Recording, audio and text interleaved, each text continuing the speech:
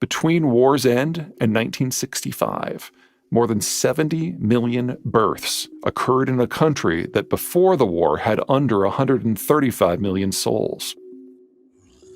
The horror of the baby boomers was unleashed upon us all.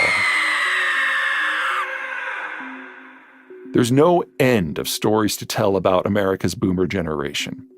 They are the ones who came of age during the 1970s, creating what passes for American culture.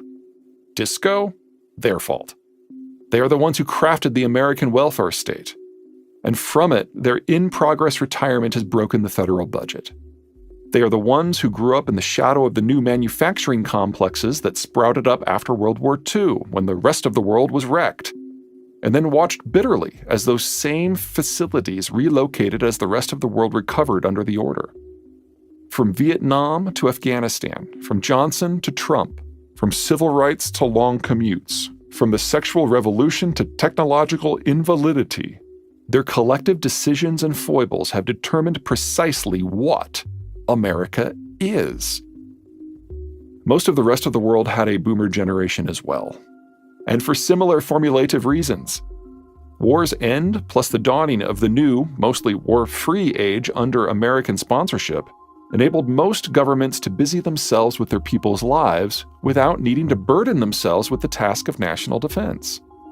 European governments in particular spent a lot more time and energy trying to make their people's lives comfortable and a lot less trying to kill all their neighbors.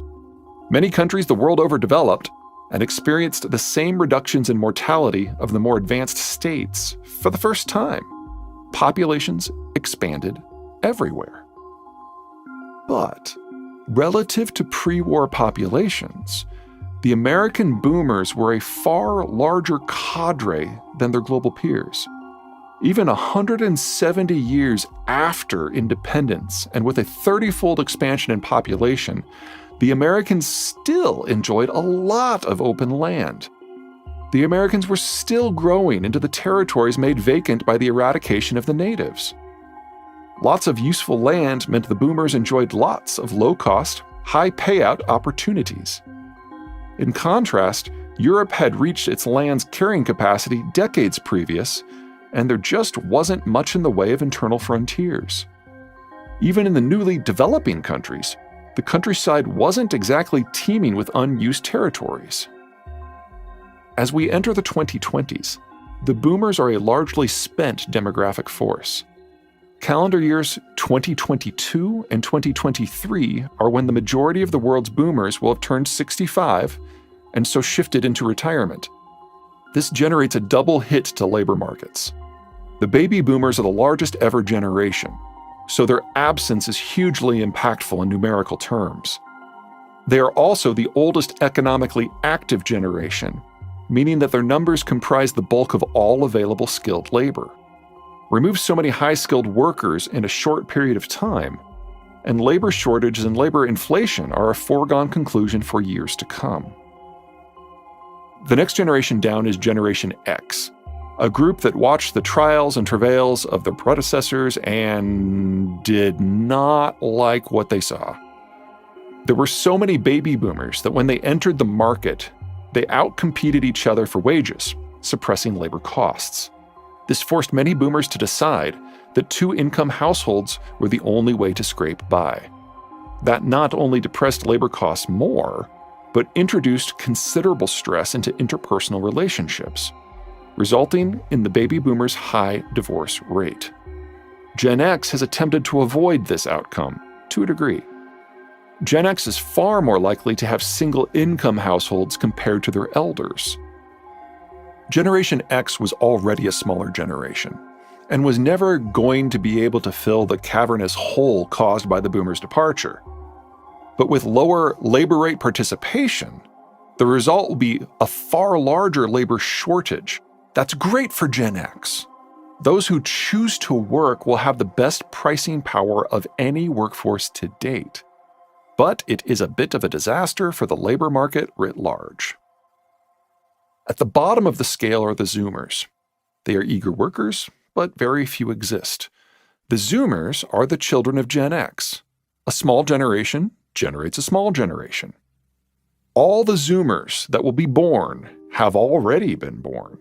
And even if they all follow in the footsteps of the baby boomers instead of their parents, and they all enter the workforce, there are nowhere near enough of them to round out the labor force for the next 2 decades. To this point, boomers, Gen Xers, and Zoomers, the picture holds globally. But now it diverges, because America's boomers did one thing their global peers did not. They had kids. A lot of them. Say what you will about America's millennial generation, and yes, there is a lot we can say. They have something going for them that nearly no other millennial cadre globally does. They exist. Overall, the American millennial demographic group falls into 2 categories. The first matched the stereotype of entitlement and laziness and taking an extended adolescence between college and entering the workforce. The second got screwed. They attempted to be adults, but got sideswiped by the combination of boomers squeezing them out of the workforce and the mass unemployment triggered by the 2007 to 2009 financial crisis.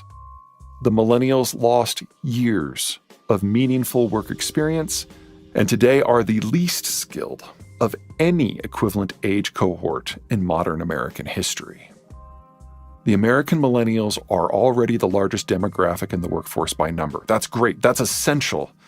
But the real hope is with their children. The American millennials' numbers raise the possibility that they will have enough children to someday fill the labor gap. But the soonest that will happen is when those children enter the labor force, a process that will not begin until the mid-2040s. There's the not-so-minor issue that the millennials must first have those children. At present, birth rates for millennials are the lowest in American history. So for the United States, the millennials, for all their imperfections, are rounding out the labor force to a degree. An insufficient degree by many measures, but the millennials' very existence is both a plus now and a source of hope for later. Beyond the United States, the picture is much darker, for the simple reason that most of the world's boomer cohort didn't have kids. The reasons for this lack of reproduction vary greatly from place to place. East Asia was already densely populated. Mass urbanization didn't help. Most of Europe spent its money on technical upgrades rather than making it easier to raise families. Canada is so cold, everyone flocked to the cities for warmth as soon as it was an option, and apartments are the ultimate downsizing factor for family size, no matter where they are located or why people live in them. American boomers aging into mass retirement will break the bank. But between their smaller relative size as compared to global norms, and their offspring's increasing contribution to the government's bottom line, their financial hammer blows are nothing compared to the meteor swarm of challenges that will utterly destroy the governing systems of countries as diverse as China, Korea, Japan, Thailand, Brazil, Germany, Italy, Poland, Russia, and Iran. Meanwhile, the American millennials' very existence means the United States will, at least in part, recover from its financial crunch in the 2030s. But for the rest of the world, it will never get better than it was in the 2010s.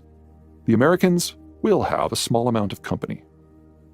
France, in a conscious, sustained effort to outpopulate West Germany, became one of the world's most family-friendly nations. Sweden's version of social democracy entails cradle-to-grave family support.